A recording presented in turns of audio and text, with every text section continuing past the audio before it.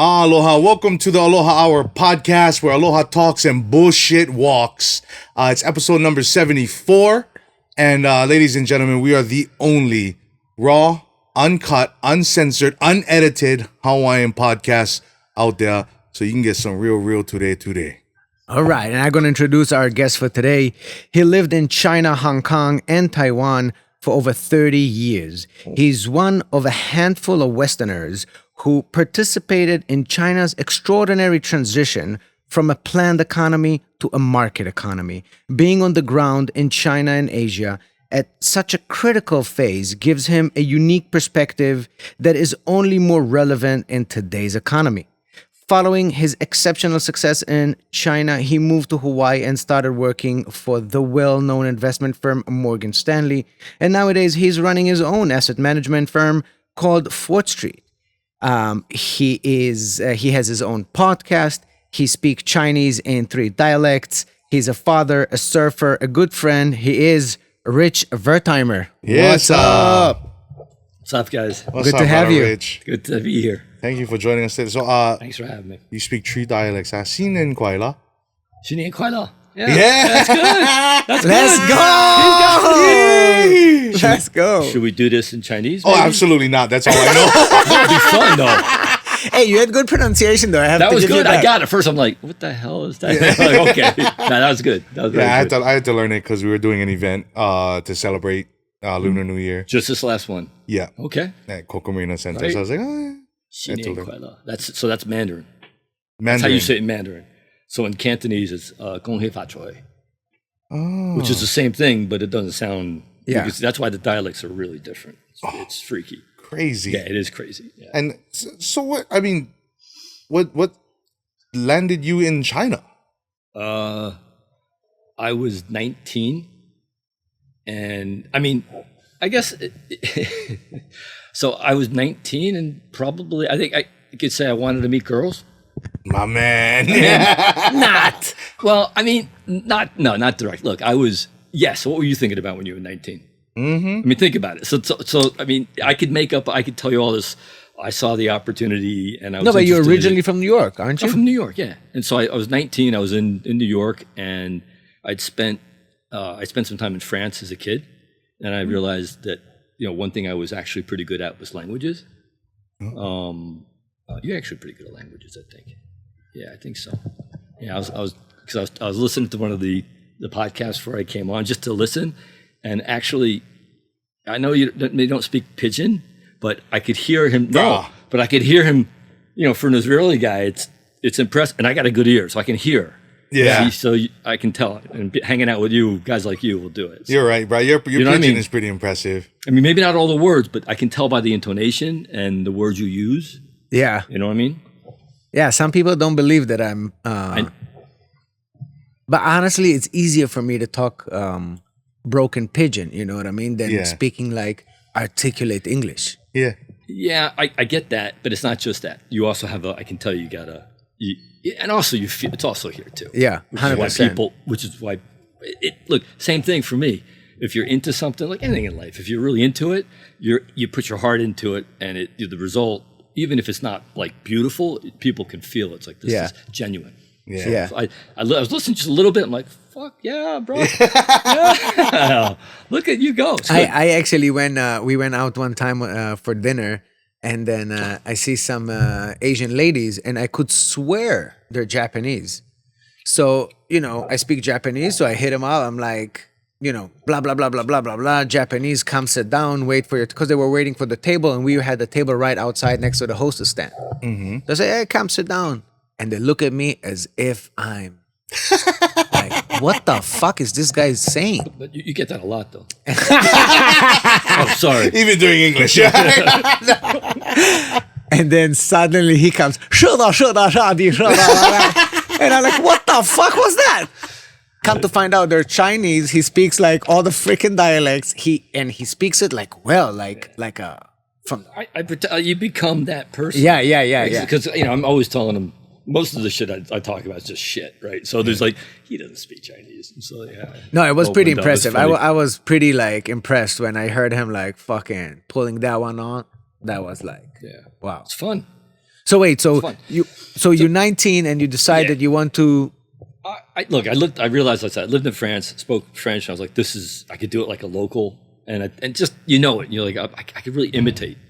And then I was, my generation, Japan was really big, everything was Japan, and we kind of grew up at the end of Vietnam War, so there's a lot of, but we didn't really know about it, so I was kind of looking that way, I was interested, and just for the adventure.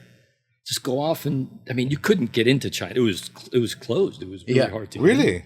Yeah. Yeah. So I got out there. It's a funny story. So I got out, I don't know how funny it is, but it's a story. I get out there and so if back then to go, you had to be part of a school program. And I got in on a tourist visa and I want to learn Chinese and meet girls. Mm-hmm. Chinese helps meet girls. So they, but they said, okay, you got to go now. Like, but I said, but I want to stay and learn Chinese. Oh, you should go to Taiwan.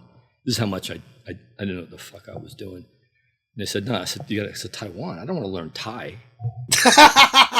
And they were like, you should go. Like, That's your cue. Yeah. Because China was really closed. It was very controlled. It was so wild back then. This is in 1982.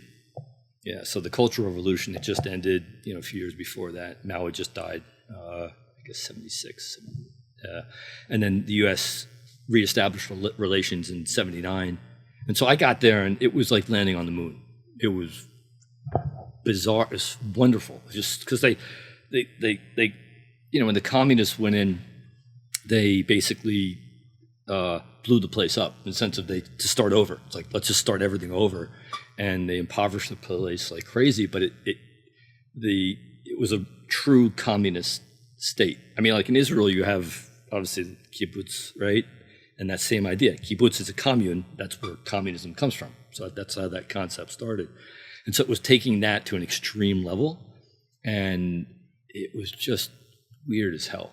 Everything was different. It's wonderful. Now you don't see it hardly, but yeah. Now it's more like. So, you were reading that stuff. That sounds like I wrote some of that somewhere. About, he was the only guy. You do act like that. You get over there, you're like, I'm Marco Polo. It's like, you see another foreigner, and you're like, nope, I don't see any other foreigner. I'm the only one. It's so fucked up. Yeah. It was, it was just, it was wild.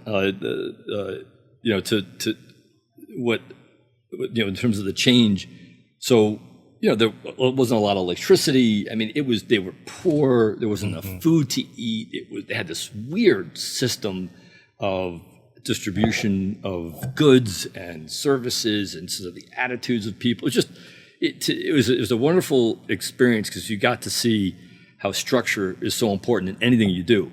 You get the right structure, it's like 50% of the game, right? Yeah. And so to watch, what that being a participant in and a witness of that change, that transformation, there's been nothing like that from that, that night, completely dark, all the roads, hardly any cars. And you got to remember, this is, a billion people, so it's just wild. Actually, thinking about drinking and being on a bike, that was always challenging. Didn't always make it home. Jeez. I think I'll stay on the sidewalk for a while. So, so that's what's changed. So if you go back today, you don't really see that, to answer your question. It's like, the history has never seen that type of transformation from extreme poverty to where they got to, where they are today. And in many ways have surpassed in some ways, the West in some things. But it's mind blowing. It's really trippy to see the speed that happened. Because you saw it at the very beginning. I saw it at the beginning, and I'm not kidding. I wasn't the first wave in. The first wave of guys came in from Stanford University and one or two other schools. So you're talking about a handful. I'm talking about like 20 guys, maybe 50 at most. And I know some of them. So they were the first guys there that were there before the embassy was even established for the U.S. because we're normalizing relations. So I was that second group then, and just after that. So, but still, they're, for years, particularly in China, even in Taiwan, same thing. There just wasn't that many foreigners around. people would be like, for me, because I don't blonde hair, blue eyes, I spoke Chinese, so they just would assume that, this is after time went on, that I was from the northwest of China, Xinjiang, which is the Uyghurs, where they're enslaved in labor camps and everything like that, education camps. So they thought I was, because I kind of look a little bit enough. Because otherwise they're like, if I tell them I'm an American, they're like, no way. Yeah. But you speak Chinese. It's like, you can't be an American. And I was so into it. I was 19. I was having a blast, right? Yeah. So I wanted to be Chinese. Kind of like how when when you get into something, because it's fun and you love it, and you just connect. And I did that wherever I am. I mean, you put me, I'm a chameleon. Mm-hmm. I was just in Portugal. They're like, you're Portuguese. Again, I think you got that same kind of vibe.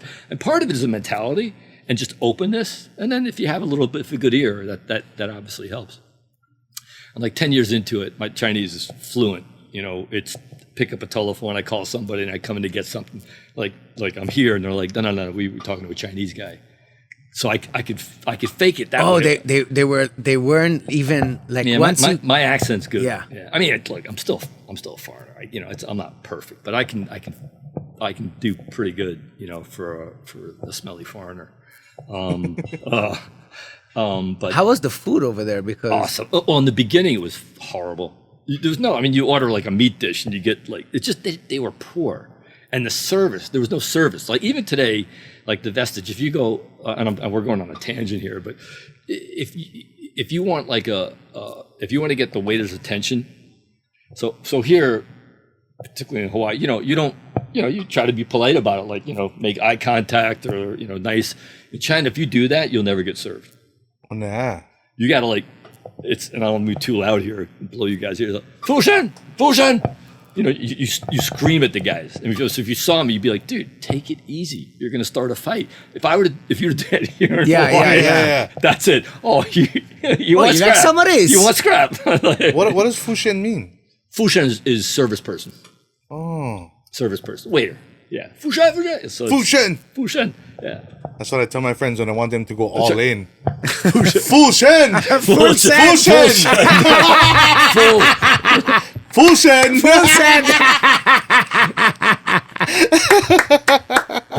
Nice. I like it. Fushen. So yeah, it's different. Just different. It's wonderful. What kept you there then so long? If it was like that, in the beginning, I mean, you're not.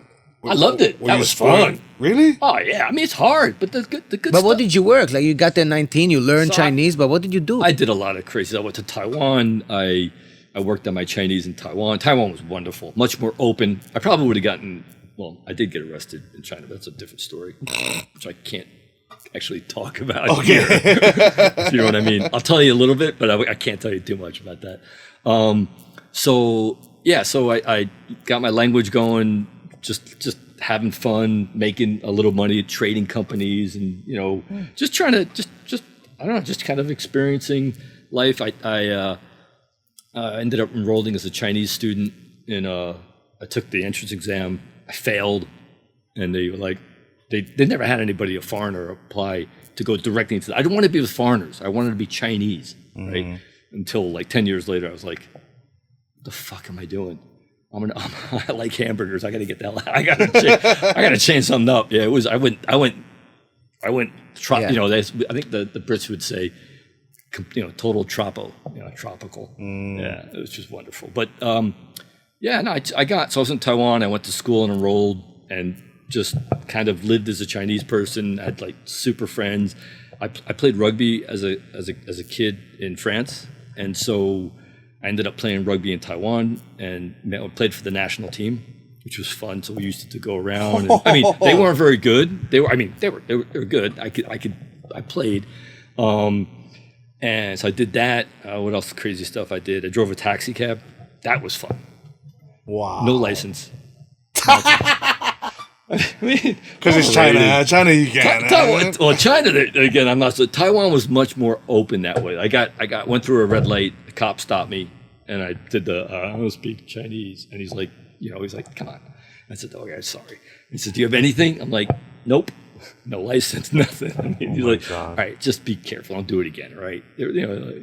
And then of course I go through, like a couple of weeks later, I go through the same red light, because back then the rules were, I went through Just a a red light. recommendation. It wasn't really Exactly, it wasn't exactly. It was just recommended guidance. Okay.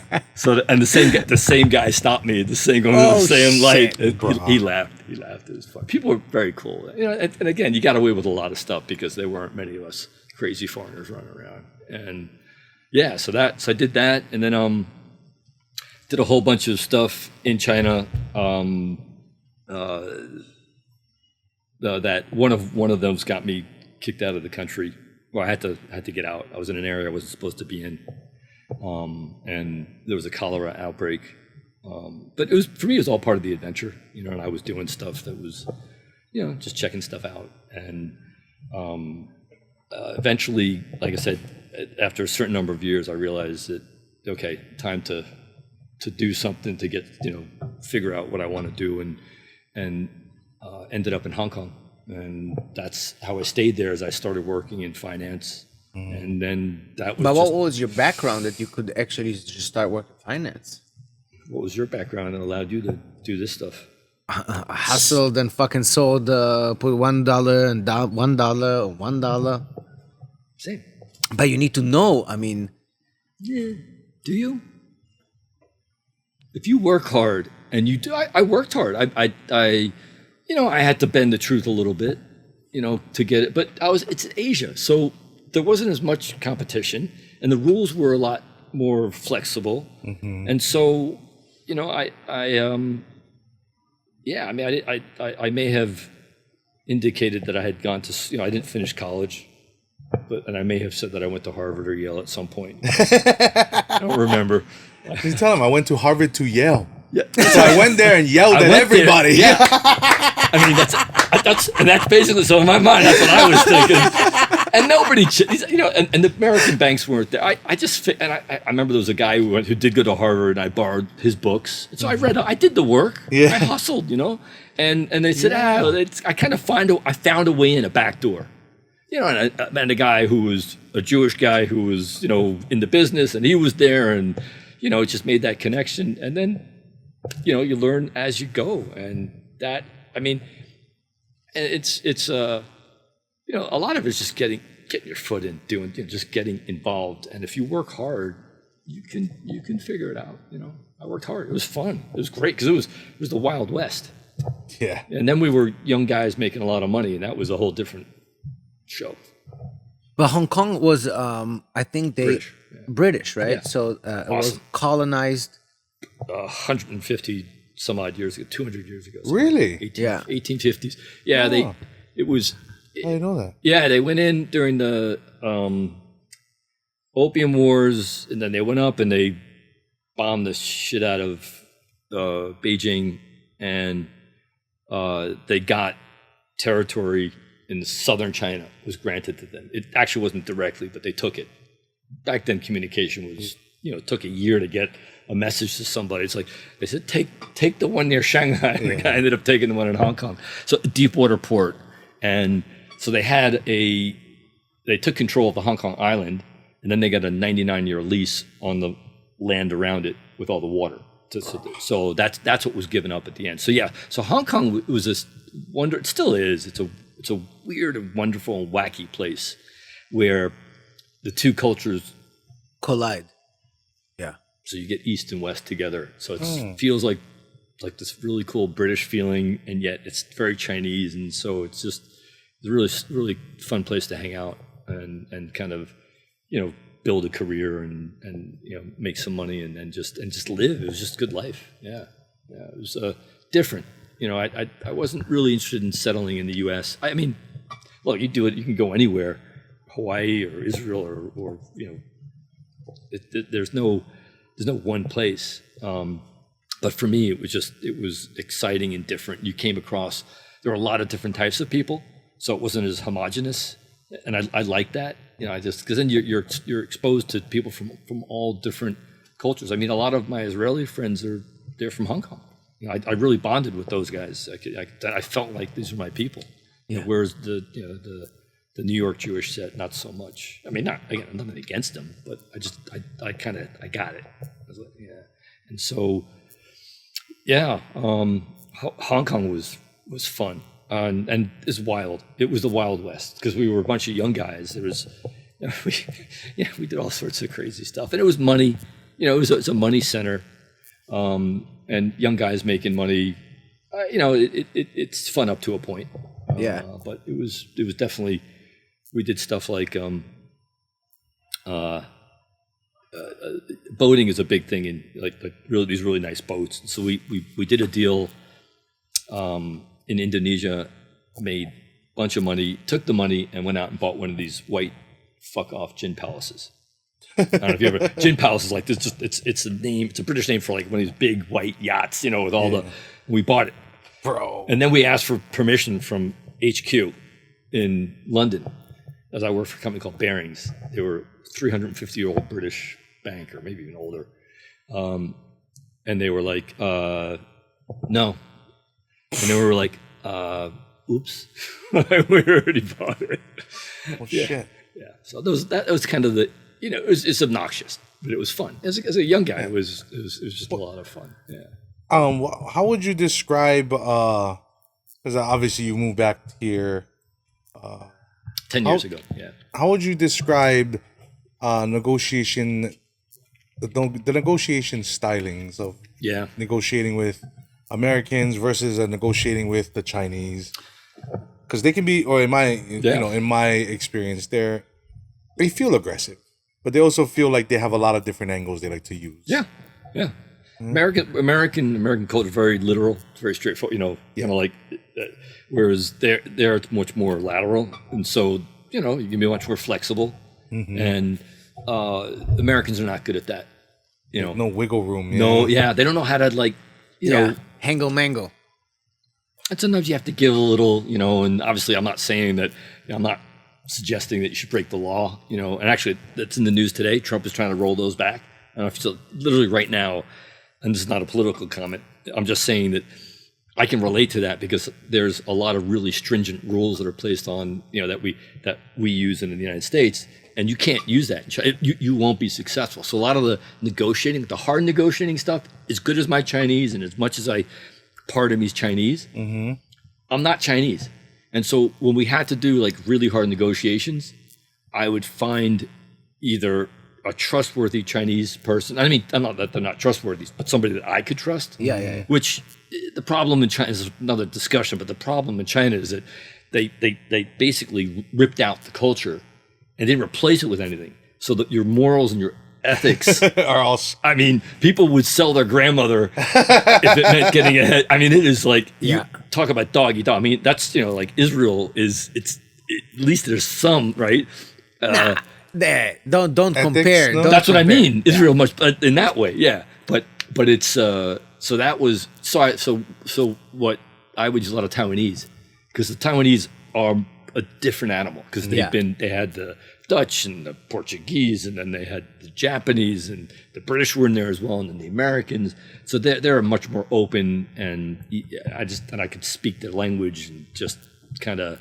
So we would use the Taiwanese guy to help fight. If it came down to like knowing how to, give money and who to take care of, and then playing a game. It's just a different, it's all. I mean, Hawaii's probably more like that. I don't, first let's get along, and then be friends and just you make that connection, and then everything else flows from that. Like you were talking just before about this guy, with the show.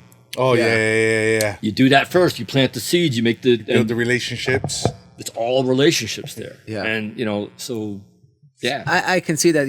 My dad used to work in the pharmaceutical, and then a shipment got caught from China that they put in baby food in like the baby food. Mm-hmm. They just added some baby powder or whatever, sand or whatever, just so it has the weight. Oi. They knew that it might not be good for the baby, but they said, nah, what? A couple of containers, we're gonna make a couple of millions. Who cares?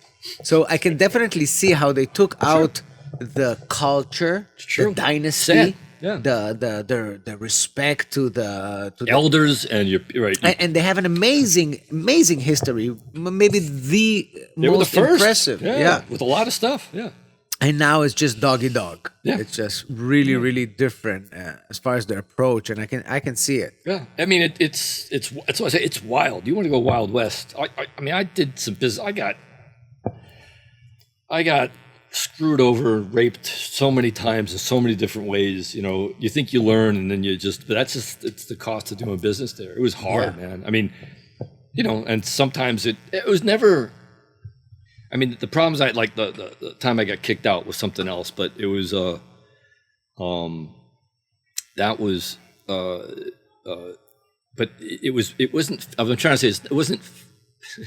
Well, actually, I'm thinking about maybe it wasn't usually physical, but there was. I mean, one of the problems I had a big deal with one group. They owed me a lot of money, a lot of money. And we made them a lot of money. It wasn't like, you know, one of these kind of, we did something in a deal, bought a company, sold a company for them.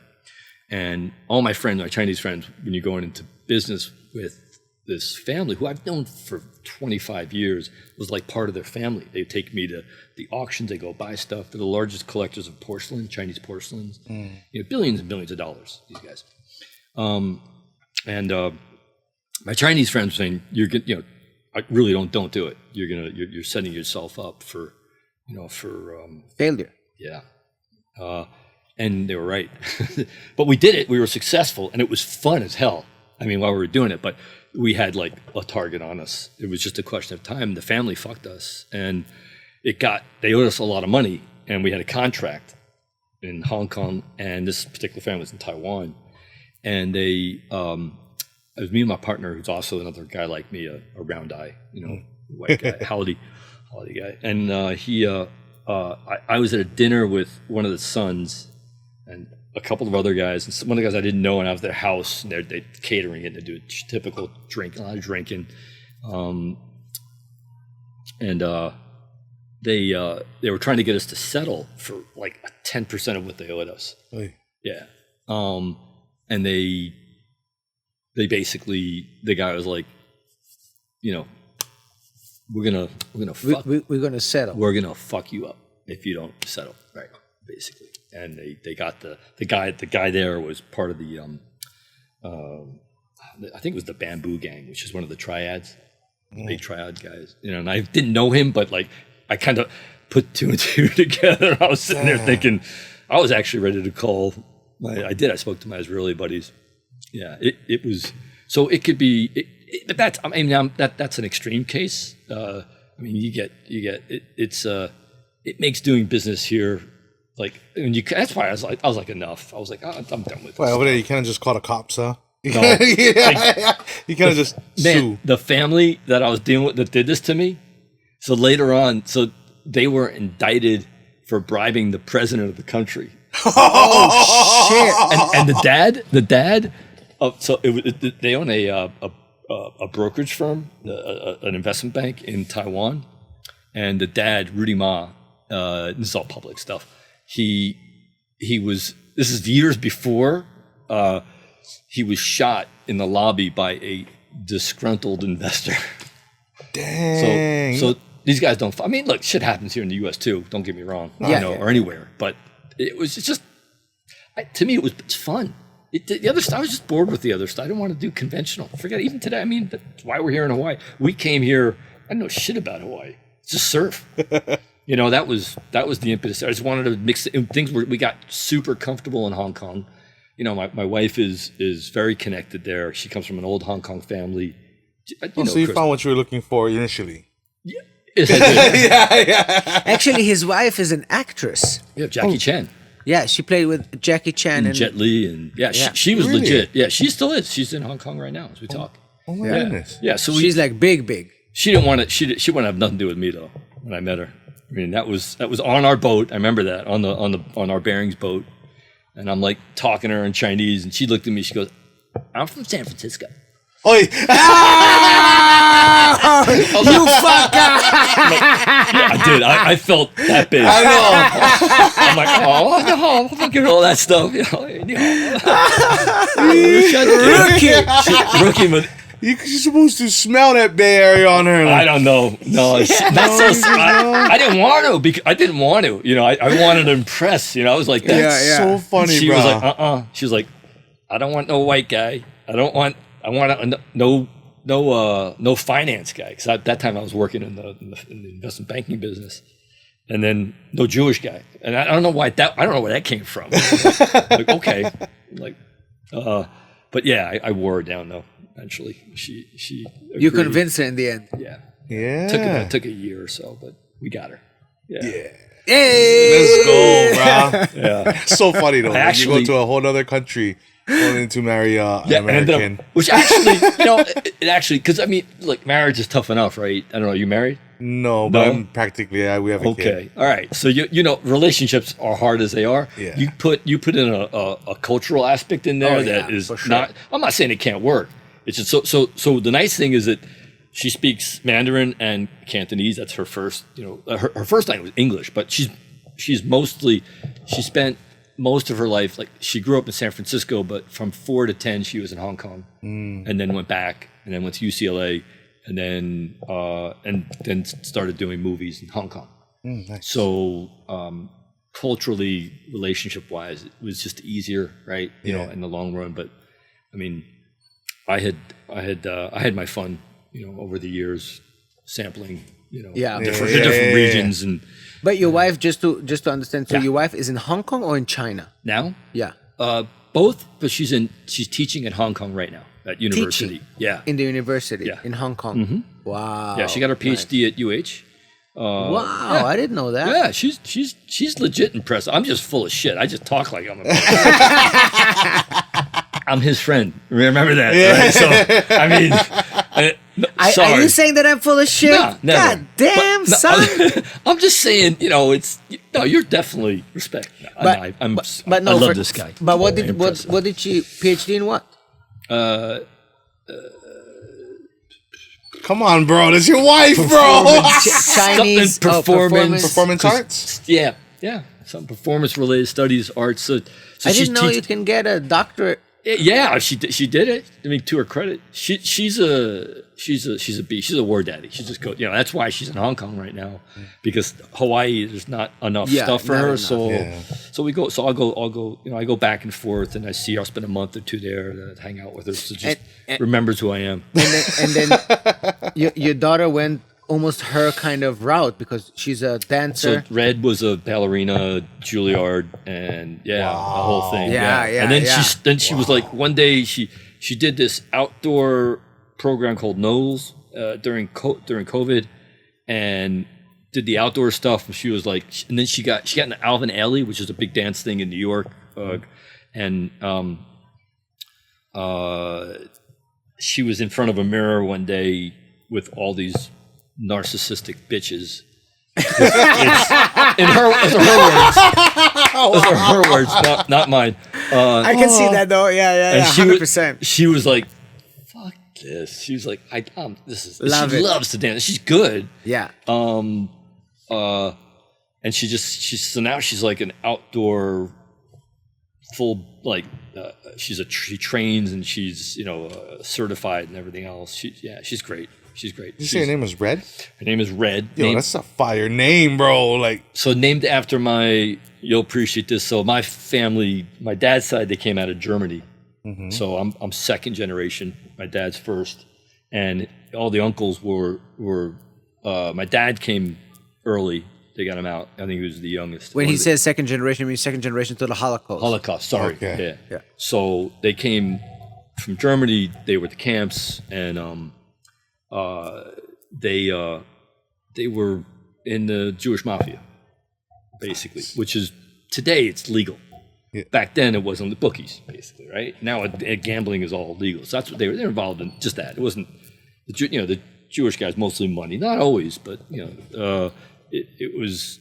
So they all did that. So one of my uncles, Red, and they were crazy. I mean, they came out of the camps with different Oh yeah, 100%. Everybody's different. They were like, flaunt it. Let's live. Yeah. Wonderful. Like they would go to a restaurant. Red would go to a restaurant. You know how you tip after the meal? Yeah. He would tip before the meal. And he would walk into the kitchen, didn't know that, and just start talking to people. And he'd give them some money. Here you go. And not to be, just making just living, because you don't know what happens the next moment. Yeah. And so his name was Red. And he was wild. He was great. Wonderful, wonderful. So we named our daughter Red.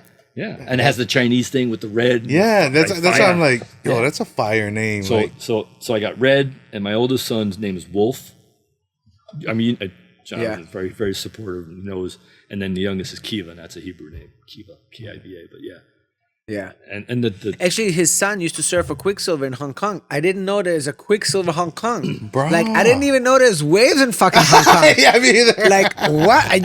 When he told me his son is surfing in Hong Kong, I'm like, bro, shut the fuck up. that's why we came. But that's why we came here. So his son used to be pro. He was pro. He surfed Quicksilver. He's still kind of sponsored by. Not. I mean, they're bankrupt, I Brady. mean, they're having some issues right now. You think? Yeah. No, we. So you should just buy it then. I actually helped the guys that bought it, the private equity company. Oh, really? Yeah. So I know the guys who own it. They ran that out of So Australia. you were part of the problem. I'm always part of the problem. Dude, what happened the last time I came here? We're not going to talk about it. You know what I'm saying? No, because I tell you something, for me, it really bothers me that all those surf companies was bought by one big firm, like one big holding company. It takes out the sexiness, it takes out the coolness of the surf brand. When the company owns Eddie fucking Bauer and Quicksilver, you're not cool anymore. I don't care who you are. But this is so. I mean, you're absolutely right, and I've got like one of the guys who mentored Wolf when we were in Hong Kong. We would surf in Taiwan and Australia and mostly in Indonesia. This guy named Drew Down. He was on the tour back when the tour was. This is years ago. It's like he's even a little older than me, so it was much not like it is today, But my point is, this guy had a surf brand. When it was hip and cool and super artistic and the graphic designers and it was just that vibe. It wasn't about the money. Yeah. The problem is, this guy did that, and we used to be part of all that stuff, and like the guys who did Deus Ex Machina. Oh, yeah. Deus Machina. Deus Machina. Yeah. So whose name is the guy, I can see him, big Aussie guy. So they all came from that world. A lot of them, they were very hippie, artistic. It was wonderful. The problem is, when you're talking about real money, I mean, I don't know if you know all those brands, like anything you think of. I mean, Nike had Hurley, VF Corporation had, I can't remember which one they have, Vans, Kering, the French luxury guys, Volcom. Mm-hmm. I mean, Volcom. I mean, I know the guys from Volcom. So they suck out that. You're right. It's sad, but wouldn't that open up an opportunity for a fresh new company to come in, get their way into the market now? You know what I mean? Like a Rip Curl. Like, is Rip Curl bought out by anybody? Not yet. You know what I'm saying? Like, gives opportunity for new cool to come in, for this new generation A to have their own little cool group of brands that, like, all right, we support them because they're not the big machine. Yeah. And whatnot. But for me, like, it was like, Pat Tenori, he had Ruka, right? Yeah. And Ruka was very local, Very very Hawaii, and they supported BJ Penn. And after they supported BJ Penn, they blew up. Mm-hmm. And they suddenly focused from being a skateboard and surf company. They kind of changed into martial arts and athletic wear. Mm-hmm. And they kept on making money, but they still kept all those things that Pat Tenori came up with, which was their artist network program, where they promoted like artists and they did galleries and they sold art, and they took artists and they did their prints on their shirts. So I felt like there was like almost like an ecosystem, like they were bringing people up, Mm-hmm. But now it's all about the dollar. And once it becomes all about the dollar, it loses its charm and it loses its coolness. I don't want to wear Billabong. I don't want to wear Quicksilver. I don't want to wear Ruka. I don't want to contribute to those big companies. They don't care about me and you. They don't care about the artist. They don't care about the graphic designer. They care about the bottom line. So they have a random guy that does 85 designs a week. He gives it to the board, and all those guys sit around. They decide on what is good, and we're going for it. Like, it loses its heart. Back then, I don't know if you remember, but when Pet Tenori was still involved, he did for BJ Penn the board shorts where the black belt was. Yeah. You remember that? That was classic. That was classic, bruh. Everybody wanted to wear it. Yeah. Everybody. And I don't know if you remember, he had the RVCA. Oh, no, sorry. I think it was bjpen.com. Yeah. It was on the ass because when he is on top of you and fucking ground and pound, the camera is focusing. You're seeing the fucking website, it. which is genius, man. You know. Now it's just like fucking sell. Now they filed for bankruptcy, Chapter 11, which means basically they're not going to pay all their rents. They closed all their stores in Waikiki. You saw it on the news. Yeah. But they're still going to keep all their websites. So they're still going to make money, but all those landlords are fucked. Even the store that got open in Haleiwa 3 weeks ago, Yeah. they're going to close by the end of the month. Which 3 weeks ago. What are they, franchised or like? No. I mean, that I Right? don't know, but all those stores going to be shut down. Well, I mean, the blueprint's there. There's no reason why somebody new can't come up and take the good parts. You've just explained all the good parts. You know what I mean? Somebody sure, listen but- to this podcast, be like, okay, I'm gonna do martial arts, skating, and art, and redo it for the next generation. You know what I mean? It takes a lot of money now to fight those guys, to compete with those guys. You need to have big dollars. Bro, the kids got their own little financial ecosystem of selling and buying. Kendrick Lamar was the biggest Super Bowl ever watched in history, and half the people online hated it. Yeah. Like they have their own little like. Yeah, I think What's cool? it's so I think things are changing, right? I mean, everything is changing now with Very rapidly. right, which is good. So there are to be able to run a proper like program where you're sponsoring guys and it's real money.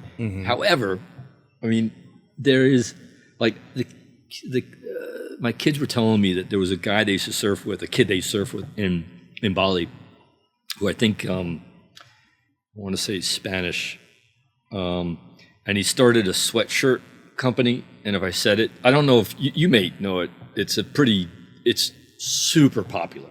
It's exploded, and it's tapping into what you guys are talking about. It's authentic and it's genuine, and it's not some big. It's just him, and he's gone crazy. Now they're going to expand and build it. So it just you can get it to a certain level, and unless maybe in the new world economy with AI and how you buy and sell stuff, and maybe there's a way that can happen.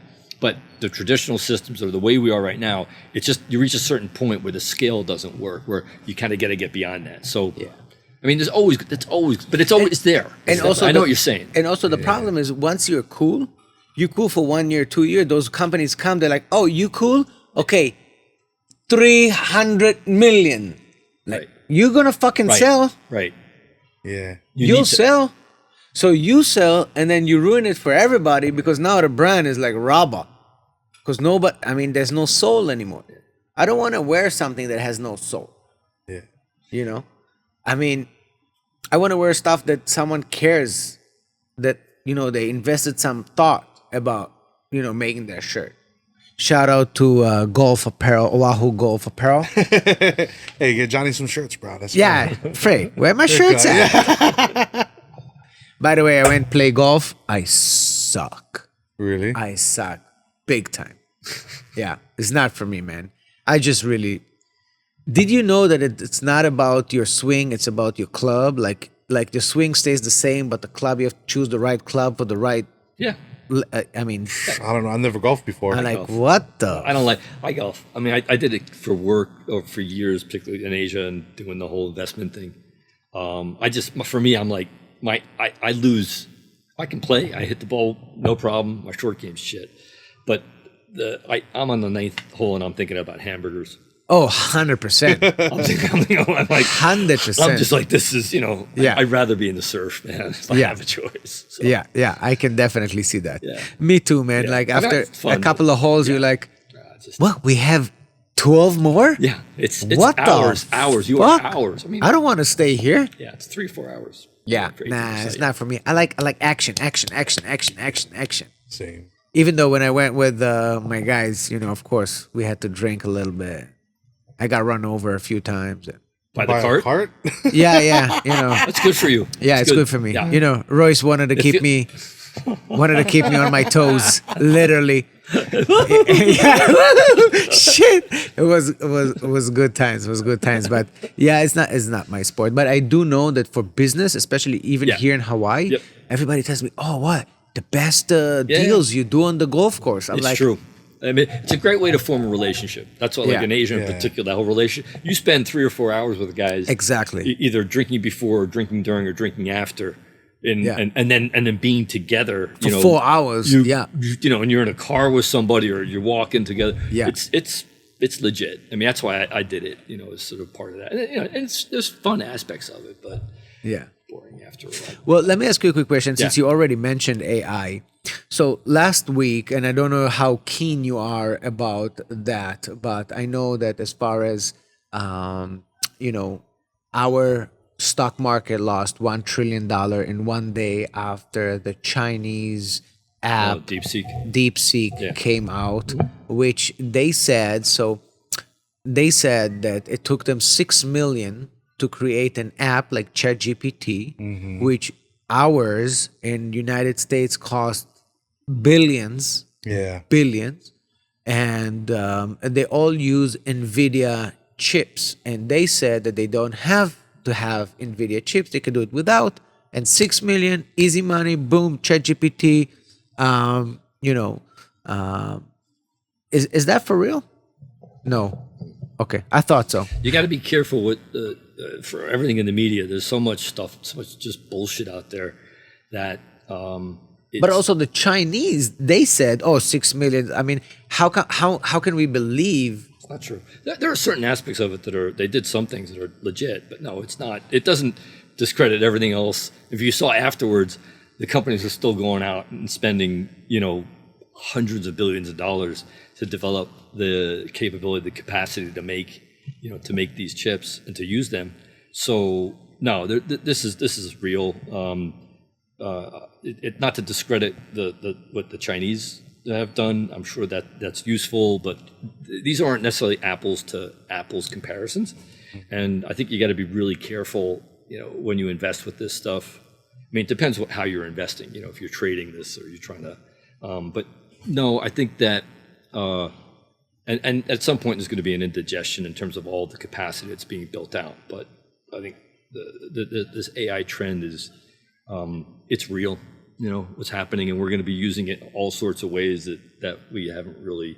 It's not just hype. I think we'll see it. So there's there's no shortcut to some of this stuff. Yeah. It's driven by so I worked in the computer business originally.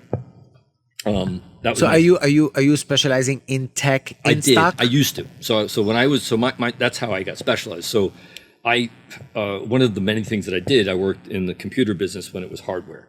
And one of my side story is so I through that and through my old girlfriend, her best friend is a woman by the name of and I'm name dropping here, Lorraine Powell Jobs. And so I used to hang out with Lorraine and my old girlfriend, Kathy, and Lorraine came at dinner once. She said, "I just met Steve Jobs. I'm going to marry him." And so we ended up, she said, and just for the first time she met him. And this woman is amazing. So I used to hang out with Steve Jobs and his widow now, Lorraine, me and Kathy. So I was in the computer business. That was my thing. He offered me a job to go when he was going back to Apple. And I told him to fuck off because I'm smart.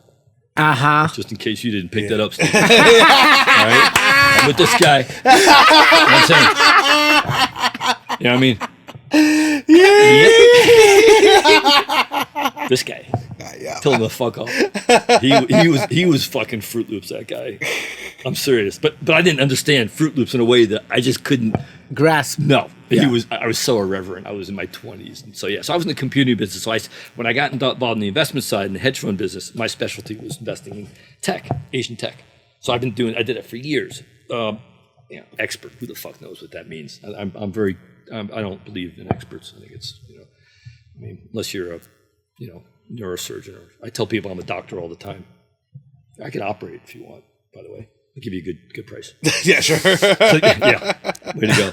So, I think, if you want to talk about like that, investing in AI and stuff, it just depends what you're after, but it's real. I think the technology is just, it's just technology. It's a thing that we call technology. And technology is just that we're having more power at our fingertips to do stuff, making us smarter.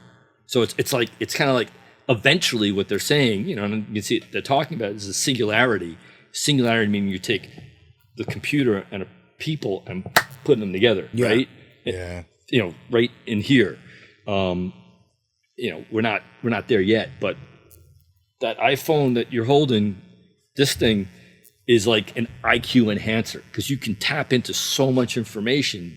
Yeah. Oh, 100%. It's true. So 100%. So in terms of the train now, if you get stuck in the weeds with this stuff, you're better off just. So the answer is yeah. My main concern was not necessarily about AI. I love AI, and I truly believe that AI will be implemented in our day-to-day operation, and it's inevitable. And of course, it's going to take over.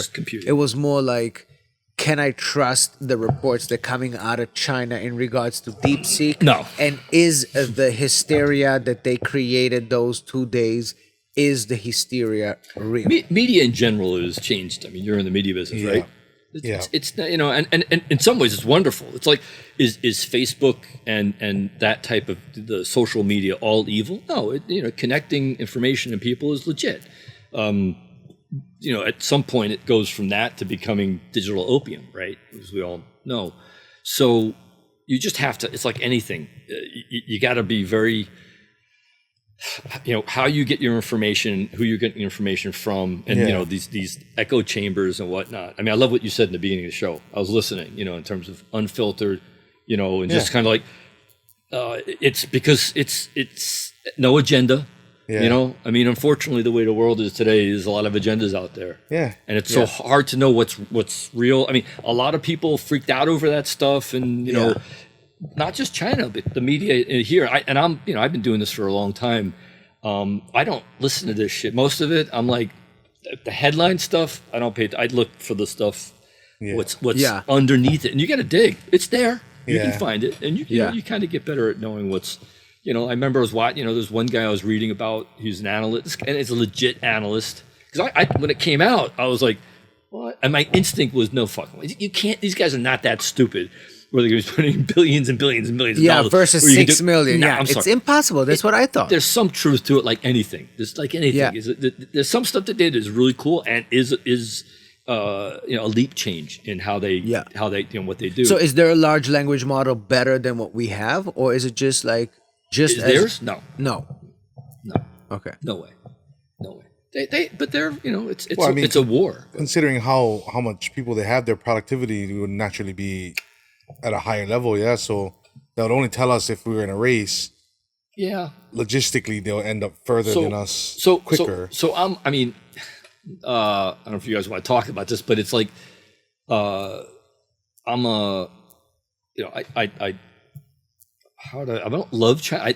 China fascinates me, and it's a part of me, and it's got an amazing history, and it's anybody who thinks that they're going to be a major player power in the future for sure. They're going to. It's reverting to their mean. And when I first went there, we were talking about that was not good. That was like after they were humiliated, 100 years of humiliation by the West. Yeah. And yada yada yada.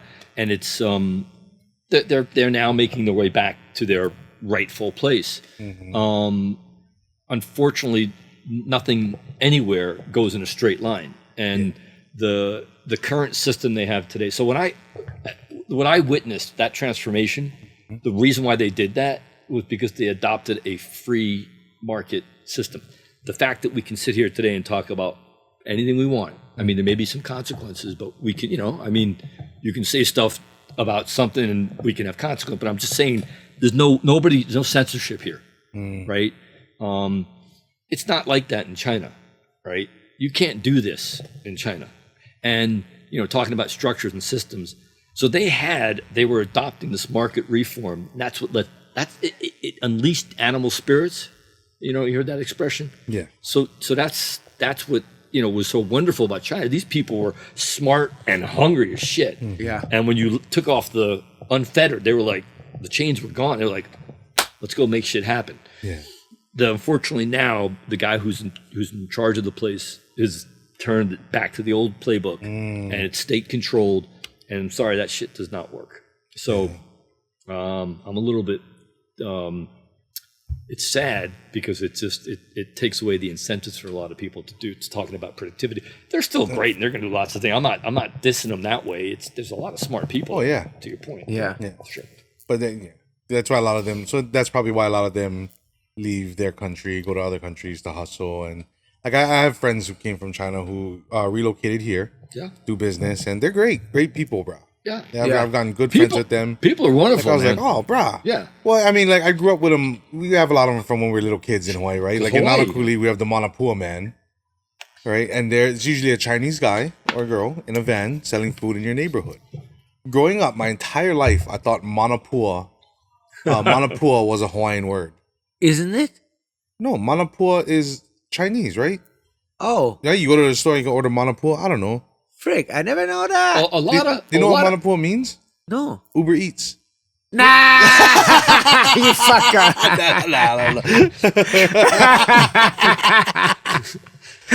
No, but so for the longest, I never, but we'd always categorize them as pake.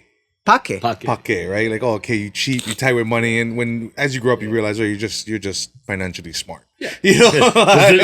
Yeah, you're young. He's like, oh, you're so cheap, you're so chang. Yeah, we know that. Yeah. I never knew that Manapua is actually. It sounds Hawaiian. It might be. I might be wrong. But there's a lot. I mean, look, there's a Cultures lot are of fused, Yeah, but the pidgin, there's a lot of words that are. I mean, Yeah, true. Yeah. That true. are. I hear it and I'm like, that's Chinese. That's Chinese. Well, I mean, Pao, that's Chinese. yeah. Pao, because Pao is like over, like Finish, yeah. Finnish. Not.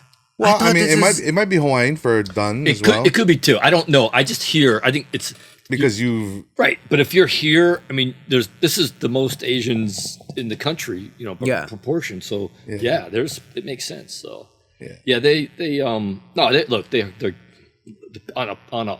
I'm talking government politics. Mm-hmm. Below that, people wise, fucking great. yeah. That's why I Great. asked about the Great. If you- negotiation styles. You I was should like, go. But just as a the people are awesome. I mean, they're all types of people, like anywhere. But yeah. good, wholesome, fun people. Yeah. I think in general, the No bullshit. Not like most Americans. no. yeah. Americans like doing this shit. Oh yeah, I'll tell you like this stuff, like this with Israelis and America. It's like, look, are you coming? And don't bullshit with me. Yeah. I think Israelis and Chinese have a lot of things similar More in common. because we're like no nonsense, Yeah. straight up. Just- Don't fucking give me the fluff. don't- Give me the bottom line. Don't give me la la la la la la la la la. Give me bottom line. Yeah, I don't have time for this shit. Americans are very good at the la la la la la stuff. Yeah. And it's like, Yeah. I don't have time for this. Give me the bottom line, bro. yeah, let's go. But I do think that China has an insane impact, and I feel like almost Americans are afraid of two countries, Russia and China. Yeah. And the moment you say Russia or China, everybody's like freaking out. Oh my God, they did this, they did that, they did this. And it has so much trickle down effect on so many things, especially on economy. When they do this, now suddenly has a trickle down effect to us. And which leads me to our next question. What do you think about the tariff? The tariff. I think. Just to before you're going to answer that, Yeah. I just want to make sure that our viewers and our audience and our listeners understand that when America sells something to China, China charges a tariff on everything that we sell to them. But when they sell to us, before Trump's last term, there was almost no tariff. Yeah. And a lot of my friends used to bring a lot of stuff from China. Sure. And then when he came in, he put down 30%. Yeah. And he said, like, look, they charge us, we should charge them. Yeah. It's simple. Yeah. So it's to not to get too detailed on it, but it is, in an ideal world, no tariffs, free trade's wonderful, right? And the Pax Americana, right? This peace that America had basically created after World War II, because we were the main power, was able to facilitate that type of trade. So you didn't need to play these games. The problem is, is that China has practiced a form of, they call it mercantilism, and mercantilism means that they game the system. They take advantage of this free trade, where one side is we're free and open, and they're not. And so forget about the politics of Trump and the person. And tariffs in and of are not good normally. It's not what we want. But the world is changing, and we can't pretend. The status quo is Pax Americana is not what we don't live in a unipolar world where one power controls. You have Russia to a certain extent, and you've got China to another extent. Europe is fucked. They're in trouble. So I think that what we're trying to do is readjust our policies so that are more they're more realistic in terms of the world we live in. Yeah, 100%. And so I completely, look, change is something that we all fear, but there are, particularly if you talk about the markets, but in terms of life, the one thing that's constant is change. Yep. Always. Yeah. And we don't want it though, because we get so used to the way things are, and this has been very good, in a historical perspective, golden age. And I'm not saying it won't be. I mean, there's a lot of good stuff that's going on going forward. But the other thing that doesn't change is human behavior. And when you're talking about particularly investing, that's the one thing that's certain. The one constant is always how people react to news. Like this news comes out and they do that. People are predictable. We've been programmed. A certain way. The reasons why we act like this, like if you hear a noise in the jungle or in the bush, you naturally want to assume that noise is a lion, because if you do the opposite and don't assume that, you quickly become lion food. Yeah, and so this becomes in us. It's negativity bias. So, which is why we like the media. I mean, you talk about news. Why is everything so negative? Well, because that's what we like. That's how we have survived. There's a psychology to it. Yes, it's true. So, and it's funny that I preach this all the time. Like negativity bias, it's a thing, and you explain it the exact same way I do. I'm sorry, I'm very stoked right now because now I feel smart. I'm like, see, I tell everybody negativity bias. He said it. Dude, if you're using me, you're fault. Sorry, I don't know what Jonathan told you. They just let me. No, but he got a point. I can see what you're saying. Yeah, 100%. It triggers your fight or flight. We've never left that to this day. Yeah. It was our survival mechanism. You know what I mean? That's how we were able to survive. But and now that we don't have that, we don't walk in the jungles anymore. We still need it. We still have it. Yeah. Whether we need it or not, it's a different story. That's how we are. But we have it. We have it. So yeah. So so I don't know what the question initially was. We were going with that. Tariffs. It was about tariffs. So So you can get with this stuff. You can get lost in the weeds. I think you just gotta look at the bigger picture. That the guy. Nothing is perfect, and things need to change. And sometimes you need a wrecking ball in the form of an asshole to do these things. And I'm not pro for, against, that's not what I'm saying, right? I'm just saying that for years I thought, particularly, I look at a lot of stuff from the outside. I mean, you're an outsider too, right? I mean, because you didn't grow up here. I grew up until I was 19. Even then, I was like part of the time I was in Europe. So I'm not, I sound like an American, but part of me is I have a perspective that I think is a little bit different, not better or worse, just different. And I was saying, we need to change some things. I mean, things are, that's just, and it's going to hurt. Yeah. And nobody wants that. That's the problem. But it's like thinking on a personal basis. There are things, that are people, or we should change in ourselves, and yet, But I think the answer is in what you started to say. After World War II, United States was the winner, and they said, "Well, we help you to rebuild."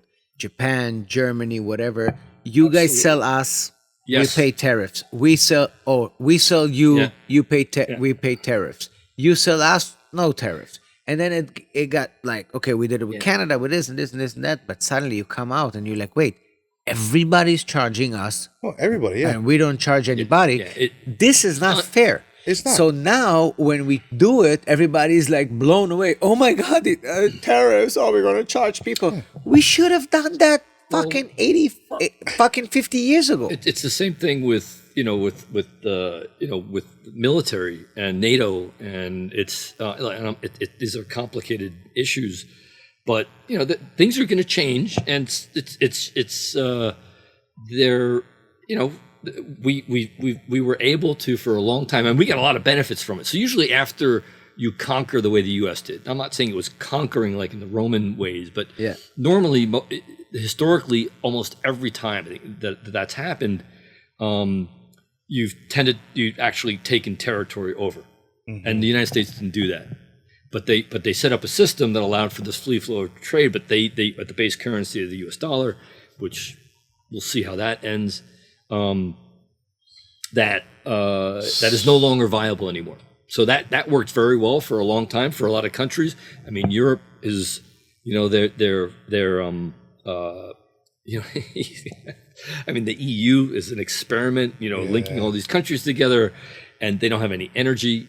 Energy is life. So you never take your eye off of energy. So if you think about AI and you think about investing, you got to look at the energy component to it, because you can't do anything without energy. It's the basis for how we have evolved, as starting from fire. So what nuclear energy companies can you recommend for our investors at home? Funny you should mention that. For $19.99. He's selling a class. Get it. Yeah.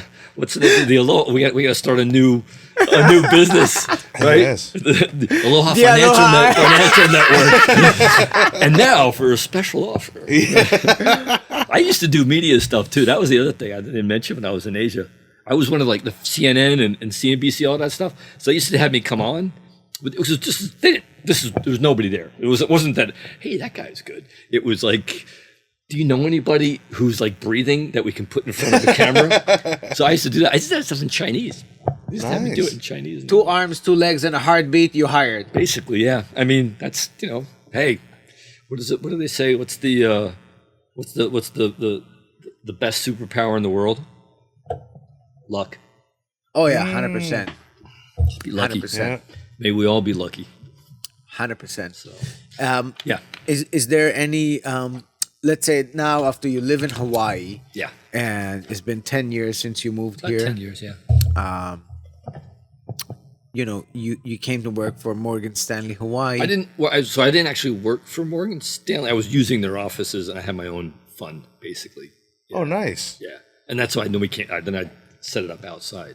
Okay. That was so I never actually did the Morgan Stanley. So right now, what is how much you're managing? What's your? I'll tell you. Why not? We currently manage about 250 million, and That's not too much. we are in conversations to bring on 2 guys onto new partners, which would probably put us. I mean, depends how much they bring over, but it'll be north of 500 million. So for Hawaii, Esa, for an asset, there's a difference. So I'm not a broker. I'm not a financial advisor. I've never worked in retail. I come from the hedge fund world. So I used to run money for, I probably told you before, guys like George Soros and Stan Druckenmiller. These are big investment shops, Citadel, guy King Griffin. So I was on the so the products that those advisors here, all running all over Hawaii, Morgan Stanley and UBS and wherever else, they would buy the products that we would manage the money. They would invest with us. So I'm not. So you convinced Morgan Stanley, Merrill Lynch, and all of them to invest in the companies that you. They would. Yeah. I didn't, but yes, they would come in through they would allocate to us. Actually, yeah. I mean, the hedge fund stuff back then not as much. Now they have some access to it. But the point is, yes, we actually do the cooking, if you will. Yeah. And then we eat our own cooking. It's our money. My money's in that, right? So it might not sound like, it's not billions of dollars. It doesn't, but we actively manage that. And it's financial advisors are middlemen. They're relationship guys. And if they are managing, like taking risk, they shouldn't be. Because I've done this for, I don't know, 25, 30 years already of actually managing portfolios and doing the research and have that connection and network. So, and when you lived in Hong Kong, did you manage a bigger fund? Billions, yeah. Billions. Yeah, but it wasn't with the B. B. Yeah. B. Billions. But you have to understand billions, and also we would leverage that billions and billions. So it was. But it was your company, or you was working for a company? I worked for. That was when when it was with a B, it was with other big hedge funds, and then my own company. Yeah, we had about $1 billion. Wow. So, which is it's you can't get fixated on the number. It's just a fucking number. Right? Yeah. It's what you do with it and how you get paid off of that. So I saw I saw your 2021, 2022, and 2023. So, you had 20% right now. Yeah. So we run different funds. So that is a blended fund. So what happened is I got to Hawaii. I had whatever shekels I had left, and I was like, okay, what am I going to do? I was like, I don't want to just sit and surf. I did that for years, and that was not healthy. You have to be engaged in doing stuff, and it's not a good example for the kids to see me sitting in my underwear at home, as sexy as I might be. Guaranteed. Right? Of course. You know what I'm saying? So he's like, what the fuck, man? Who is this guy? So you had to. So I had to do something, yeah. And I was like, okay, well, I don't want to look. The funds I used to run before, we were trying to shoot the lights out. We were trying to hit home runs. Yeah. So the money that I had was like, okay, I want to preserve what I got, and I was just doing that. And I started to say, what's the best way to do it? So I'm just trying to get on base. Defense wins championships. Okay. I just want to preserve what I had, and I want to just get a good compounded return. So whereas before I was like trying to the game was try to raise as much money as you can, hit a home run, and then you get paid out. We get paid out, it's 20% of the profits. Yeah. So you can do the math on that. You got $1 billion, you're up 20%. Which did you know that as a financial advisor, I guess. I'm a hedge fund guy. I'm not a hedge advisor. Fund, whatever. They take 20%, and the 20% they only pay taxes. Well, if we keep it in the fund. If you keep it in the fund, it's called deferred, right? But they pay like capital gains, which is 20%. Rich people don't pay taxes. Rich people don't pay. Motherfuckers. Yeah. Rich people do. The richer you are, the less taxes you pay. For sure. Amen. 100%. You're like apps. So I didn't invent the system. Do you say that I'm not rich because I paid 40%? Not yet. Not that kind of rich. Yeah. You're getting there. You will be. This guy's gonna. Motherfucker. You'll get there. It's not. So advisors. It's a completely different game. So that's why people in Hawaii don't. There's nobody. There's no asset manager like us here. None. Zero. I mean, we don't take everybody, and the truth is, I don't want to. Why don't we want to be bigger? I don't want to be. I got a great life. Yeah. I got enough money, right? I only want to deal with the phone never rings. We do good job of what we do. We've compounded 15% for the last 8 years.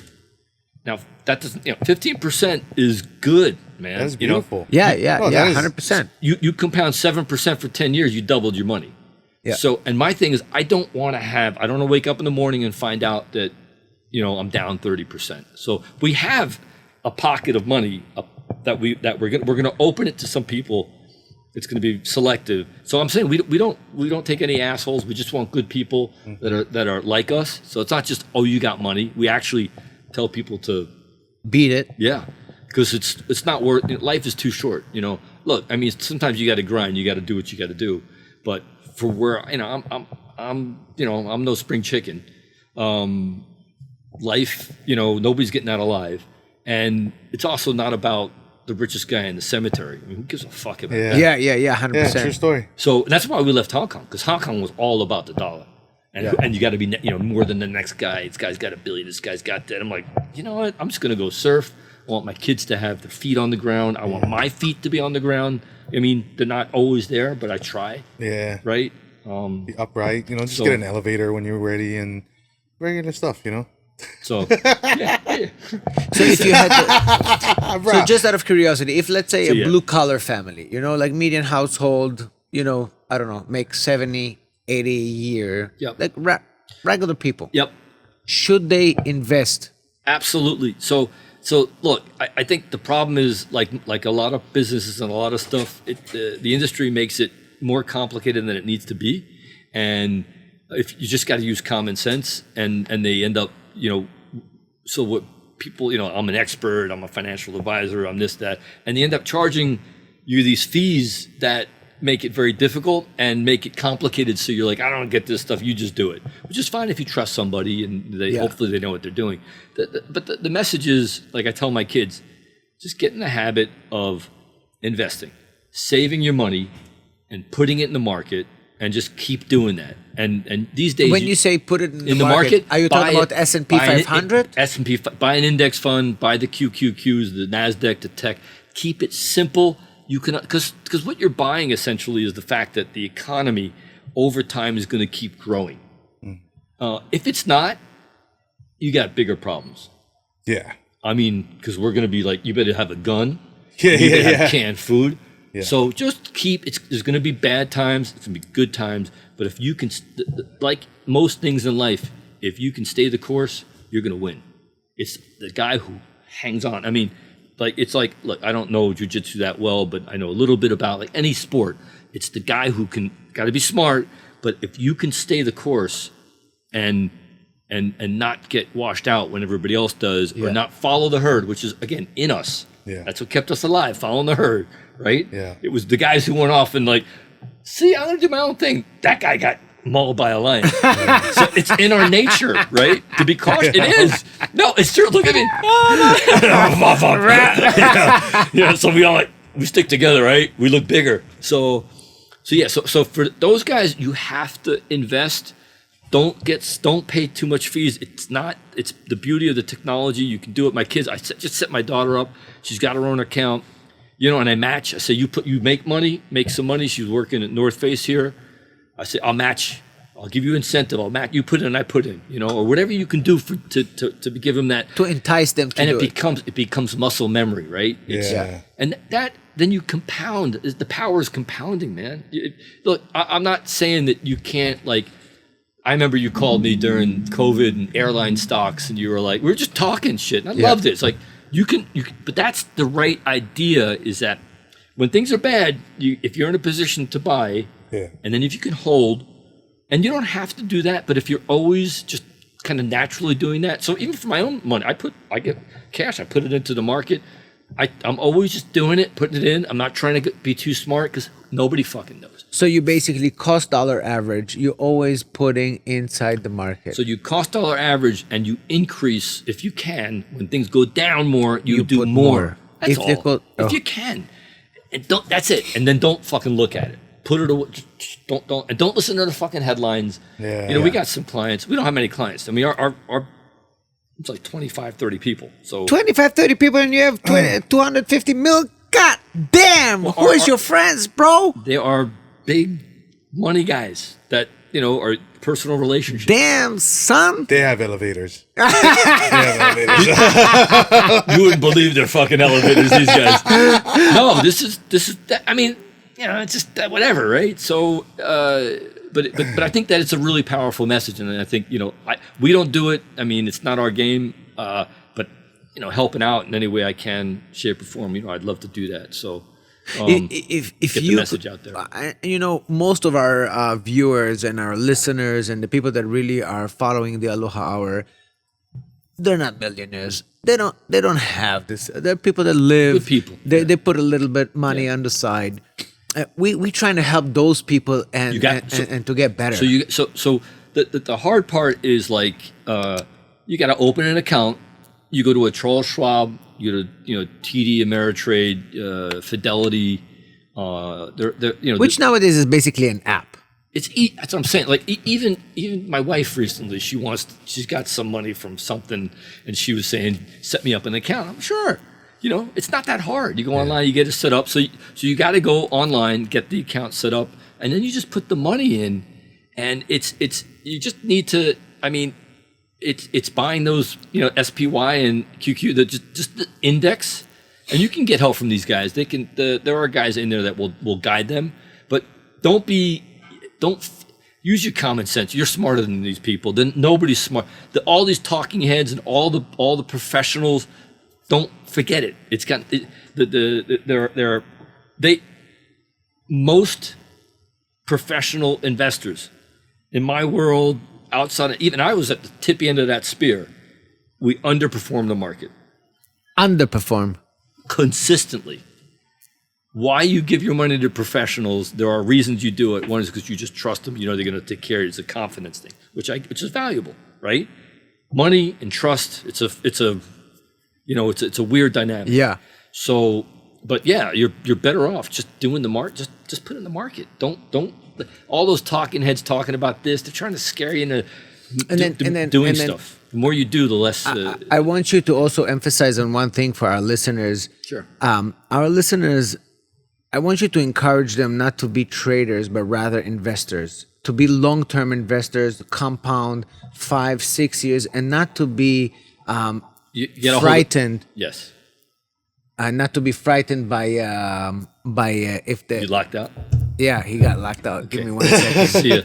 Yeah, we don't need him anyway, do we? I mean, he's kind of holding. I don't know. I felt like he was holding us back. Yeah. It's just, yeah. He's like, bro, this guy, I love him. I was just saying how much I love you, and He's fucking lying. and Steezy was like, I don't know. Man, fuck this guy. Yeah. I mean, I don't want to say nothing. I don't want to make no promise. No, I want to help our people because I personally I subscribe to this guy. His name is Tom Nash.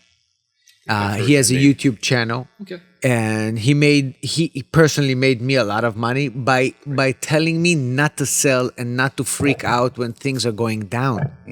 And every time before in 2008 when I started my journey in the stock market, I said, fuck, everything went down. No matter what I'm gonna buy, it's gonna go up. It's gorgeous. Yeah. So I put some money in. And sure enough, when they had some volatility, and it went down, I immediately sold. Oh, fuck, this is going good. And I lost so much money.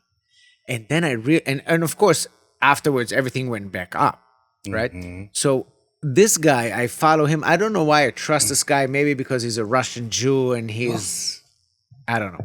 Handsome man. You like how he looks. He's not handsome. You know what I'm talking about. You fucker. Babe, I'm watching him for investing. Yeah. Oh, learning about investing. Oh, his eyes really. I'm hanging out with him. Steezy throw me out of the bus over here. Throw you out. He ran back. He reversed.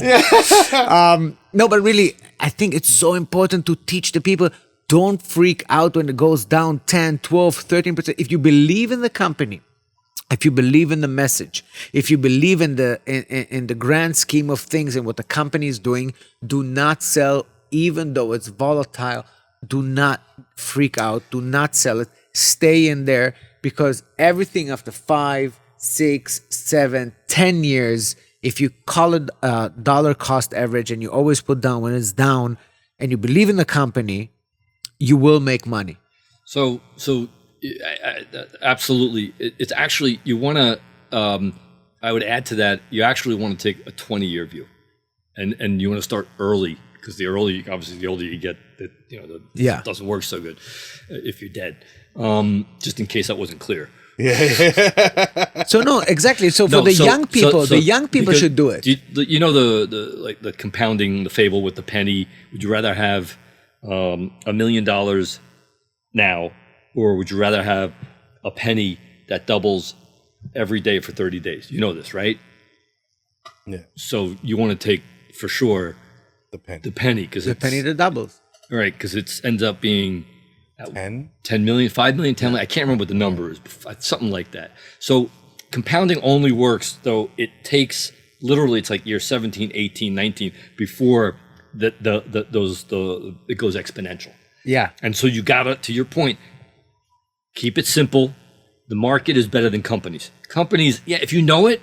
I mean, I spent I was an analyst. I used to do all the financial modeling, and I wasn't very good at it. But but everybody does their own way. But if you know a company or you're a product and you love, and that's a good way to do it.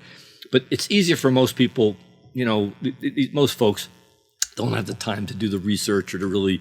It's risk. It's extra risk. You have less risk if you're just taking the whole market and maybe, like I said, the Nasdaq, the technology stocks, and just. Do what you just said, cost dollar averaging. You get yourself set up. The brokers can help you with that, the basic stuff. And then don't pay for anything else. The fees are very important because you can buy these funds for nothing. Because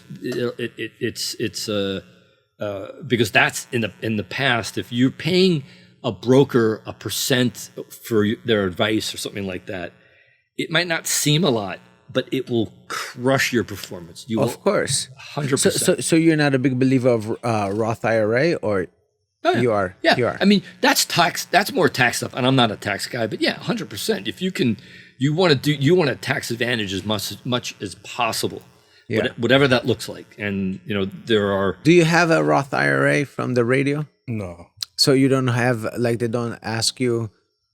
Oh, we like to invest. We do. We have 10%. I think they match. Yep. Yeah. So that's an IRA, right? An IRA they do. Yeah, which is good. That's tax deferred as well. Yeah. So you want to, but I think the key is what you're saying. Look, I think the Rothschilds, one of the Rothschilds said that you want to buy when there's blood in the street, right? Yeah. And the problem with buying when there's blood in the street is that there are bullets flying around, and you may take. You're afraid. Right, and we're afraid, and you might get hit, and it's gonna, and you're probably you're never gonna pick the top and the bottom. Yeah. And so you're better just kind of like, don't look at it, don't listen to the headlines. Yeah. The headlines is look, it's those evil people in media. They're trying to. I mean, look, I mean, it's that it sells, and so and you get these guys who sound all good and they smell nice and they say all these things you should do. That don't listen to them. Don't listen to anybody. You don't have to. You just buy, and if you unless you believe that Armageddon and the economy's not going to grow. I mean, we could think. Look, the markets could be down for years. It has happened. It can happen again. I actually think I'm pretty bullish on the way things are going, but what do I know? You never know. I always, given our history, I'm always hedging. I always got I got my gold bag. Yeah. I got my gold, I got my, whatever I need, ammunition, gun, I'm ready, and I got my hedges because I try to hedge for my own stupidity. So what I mean by that is make sure you got plenty of cash, make sure you got some gold because if the shit could hit the fan, then these are things, and that's kind of a diversifying. That's the only thing I would add to that stuff for the people out there is, just make sure and do it as best you can. Mm-hmm. You don't have to be a millionaire to do this stuff. It's every buy a stock of gold or buy literally physical gold. You can buy the stock. I mean the future. Yeah, and I definitely buy some Bitcoin as well. And good topic. We have to touch that real quick. Okay. What about crypto? Yeah. So I'm not some crypto expert or guru or anything like that, and I'm not. But I think the technology. But do you believe in the technology? Absolutely, 100%. Do you believe this technology? Because right now, I mean, I was kind of confused by Trump because Trump said on one end that they're gonna cancel the CDC, whatever. it's not that I'm so. It's not about. There was supposed to be a cryptocurrency Yes, the for US the US US cryptocurrency. US. And he said he cancels that, but then he opens his own. And these are two different things. And he said that Bitcoin will help us figure out our deficit, because if we're going to buy Bitcoin, he says it's going to. I mean, I wouldn't tell us. I look Give at us your 2 cents on 2 the cents. crypto. Very simple, very quick. It's just that we have this blind faith in the U.S. dollar. It's called a fiat currency. Back in the 70s, Nixon took us off of the gold standard. So it used to be that every dollar was backed by gold. And now it's just backed on the faith of the U.S. government. I'm sorry. The U.S. government is printing dollars like they're going out of fashion. That's not good for the dollars ultimately. You basically, they call it debasement. You inflate the value where it's not worth anything. So all these fiat currencies that we've grown up with, we think are, it's like any conventional idea. You think convention says that this is the way it is, and then something changes and you're like, oh, I guess that wasn't the way it is. So my point is having some, I think we all should have some cryptocurrency, because it's the one thing that the government can't fuck with. The technology is amazing, so they can't manipulate it, and is a limited supply. So demand, so that's never going to change. Where the difference is, there's no limited supply of fiat currency, because they're going to print. They can print as much as they want to get themselves out of any So problem. are you talking specifically about Bitcoin? Or are you talking in a cryptocurrency in general? Keep it simple for people. Just Bitcoin to start. Bitcoin's Any the of them. one, you know what I mean? It's just I don't. If you want it, look, there are, like, I invest in it. One way that's not that people won't have access to necessarily, and it's also not. I'm not looking for high risk, but just the biggest thing. So the biggest mistake, and I'll not to get into too much about the investment side, is the biggest mistake that we make as investors is that we get the position sizes wrong, and that's called risk management. So you want to make sure that what you do with this, that if it's, like, I would say for most of us, 5% position in Bitcoin is plenty, and the biggest mistakes I've made trading and investing, I mean, I had too much in something and got smushed, and vice versa. When things go well, you want to make sure you got the right position, the right thing. So, the way you survive in life is by not, you have to take the right risk the right time. But it's like anything in your business, right? If you try to, like we were talking about, doing the Hilton and doing this thing, if you take too much risk, you're too big of a position, you're leaving yourself exposed.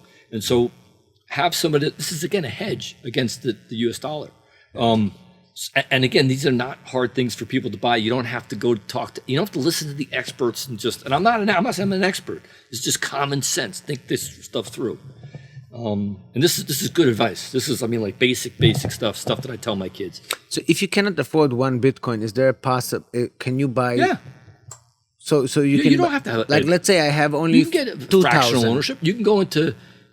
Most brokerages now have. You don't even do that. Just buy the BlackRock ETF. It's the code is IBIT. IBIT. You can just buy that fund ETF. The cost of de minimis. It's not much at all. You should have some of that. Get the SPY. Get the QQQ. You're done.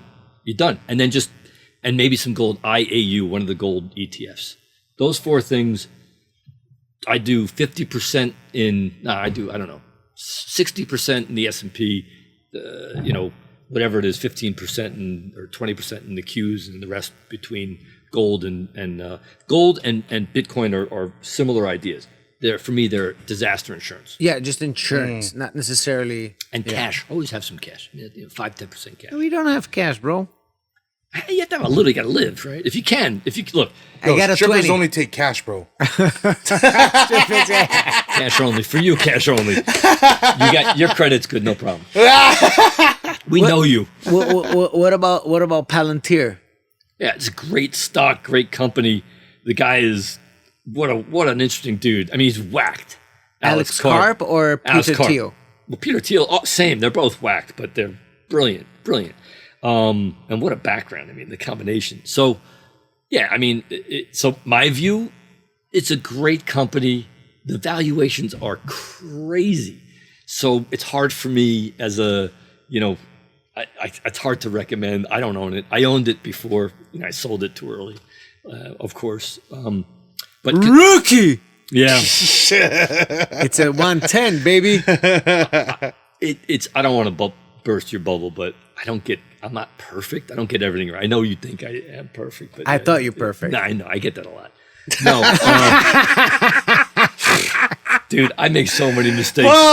That's life. Learning life. I've made so many mistakes. That's how I did my fun. I was like, okay, let's look at everything I did. And one of the things I did wrong was the way I would play. I came from a family out of the Holocaust, as you can appreciate, and with my uncle, I'm like, I went bankrupt more times than I'd like to admit. I made so many, and I remember coming home to my wife, Crystal, and just saying, I had, whatever it is, I was up a couple of million, and then boom, gone, because I would take concentrated Unnecessary risk. And the position sizing goes back to that. I would take the positions that could. I got married in Italy. I made a lot of money in a miner, a mineral stock in Australia, and I treated 60 people, and we all went to Italy, and we spent a week in one of these pelotons, and it was insane. And then I went down to Africa for a honeymoon. I was almost killed by an elephant, but that's a different story. It's a true story. That was true. I've told you that one before. I don't know if you remember. So, but okay, that's that. People only tell their good stories. The bad stories, like I said, I got wiped out. I remember in Hong Kong, I got wiped out during the Asian crisis. I was long futures, leveraged, and I got stopped out. Bang, done, bankrupt. I had no more cash. No, I was negative. So, it's one way to live. Some guys like that. They make it on a high note. Most of us, if that's who you are, I was like, don't do that. I had to adopt a different playbook. So you look at that. So the fun that we have today, it's boring. It's conservative. Intentionally so. Intentionally, So, I mean, there's nothing wrong with going out and taking it, but make sure that the hit you're taking is not going to, you got to go home and go, sorry, honey, and the kids, no, we're not going to eat Monday, Wednesdays, and Fridays, no food. You gamble in Vegas? No, gamble. That's the odds are. I come from that world. So my uncles, I grew up in Vegas and going to Puerto Rico, and so I love the atmosphere, and I love I'll go. My brother loves to gamble. Me, it's like I know what the odds are. It's against you. I want to be the house. I don't want to be the. So you would recommend more, obviously, investing over gambling. To gamble in Vegas, the key is my brother's is he makes a lot of money gambling because he goes in with a certain amount of money. I mean, I'm sure you notice. That's it. Yeah. X dollars. Again, you have to have that discipline. Have fun. There's nothing wrong with that. As long as you understand that the odds are not with you. You could still win, but the odds, if you do that consistently enough, you're going to lose. If you had to recommend people in Hawaii, would you recommend to them to go into the stock and giving, like putting their little bit of money that they have in the stock market, or do you think real estate in Hawaii would be the answer? That's a great question, and particularly in Hawaii, most families, it's all about real estate, and that's smart. We should, if we can. That's the second thing I tell my kids is you got to have. It's actually the first thing is probably, get property early. Like I would sooner give a piece of property to my kids than it depends on the kid, obviously, than spending money for education. Yeah. I got. What do you want? Which one do you want? I'll help you with, and I help. Not like no giving. But so to your point is, but property, buying a piece of property and buying a piece, buying the market, it's easier. One is just like this kind of a process. Very important to be, and you. By the way, if you do this right, take that and you buy some. These things work together. Yeah. So you should have both. Is the answer. I feel like a lot of people in Hawaii that are afraid of investing because they think, how I cannot afford a house. They don't understand you only need 10% technically. If it's your first time home buyer, you just need 10%. So basically, even if you want to buy an apartment that is 700,000 or 500,000, you basically just need 50. Mm-hmm. And 50 you can manage. I mean, you take a little bit from mommy, a little bit from daddy, a little bit from the uncle, a little from yourself, a little from leverage. And it's just some money down. It's just so you can buy. And because in Hawaii the real estate is always going up, you know, you will have equity. You will be able to do refinance. You will be able to do a HELOC. You will be able to do all kinds of ways that you will be able to take that money and invest in other stuff. But what I want to encourage our listeners and our viewers is, and nothing against stock market, but I say before you put in the stock market, see if you can afford something in the real estate, because owning something in Hawaii is way more profitable and 100% than stock market. So I 100% agree. Mentally, it gives you a confidence level. It's a home. You can't live in the stocks. So I get that. The third piece of that. So invest in the stock market because you're basically investing in the economy. Generally, that's how you used to think of and things grow. Hopefully, we live, we grow. It's just how humans do it. The second thing is obviously do real estate. The third thing is saving. Good habits, right? And we don't like to hear saving. Sorry. I don't know what is that. This guy's Jesus saves, not me. Yeah, he called me, by the way. Yeah? Yeah, Jesus he saves got a you. message for you. I don't want to say it on air, so. Yeah. So no, I mean I get it. It doesn't come natural to me either, Yeah. but if you don't do that one, the other two never happen. Yeah. How many surfboards do you have at home? So I'm on a very different. I used to have, I don't know. I probably had a peak, maybe 30. You see? 40. Right now, 3. 3. Yeah. Okay. I don't. We'll need forgive it. you. I'm in a different. We'll forgive you. I got my step up. I got my my normal go-to shortboard, and then I got my Longboard? Foam board. We have a longboard that we all share. I'm not a very good longboarder, which I should. I used to say a really good shortboarder. I'm a really good shortboarder. I'm a hack, dude. I'm a total hack. Well, we have a little Cool. bit of gift. We have a small gift/award for you. I won. We have an award that we give out at the Aloha Hour, and this is the Aloha Hour Hama Award. Oh, Are you kidding me? Yes, That's cool. Thank you so And, much. Guys. This has been a official- lot of fun. Thank you for being a Hama, Yeah. and thank you for blessing us with your presence and coming on the show and sharing your 2 cents with our viewers and our people. I know you have your own podcast. What is the name of the podcast? Oh, 4th Street Asset Management. 4th Street Asset Management. Management Wow, podcast. sexy name. Asset manager. Yeah, 4th Street. Are you on 4th Street? Yeah, and our symbol is the old fort. Oh, no way. Mm-hmm. Oh, let's go. I work right at I work on Alakea. Yeah, you're just I'm on. Yeah, so we're on Pioneer Plaza. Yeah. Oh. Stop by, have some. I'll get you a coffee or something. Oh yeah. Or have And some, if you're just on shoot or more Front, shit. food or whatever. Just shoot the shit. Come over. Seriously, I'm by honestly, I'm in my office. My partner, you should get on the show actually. Have you Dotson. Met, have you met Clint? No. So Clint is the exact opposite of me. Physically, his background. So he's 6'4", 6'5", no 6'5", something like that. Bald. He is the strongest, fastest individual that I've ever met. So he was West Point, captain of the football team when they beat Navy. Went and did a couple of tours, Special Forces, Ranger Battalion. Wow. Yeah, so he knows how to, yeah. And then he played football, professional ball. I think he was with the Jets. Wow. And then got hurt, and so ended up back in Hawaii. And so he's my partner. So it's just the two of us. We got a little Oh. office. So come, seriously.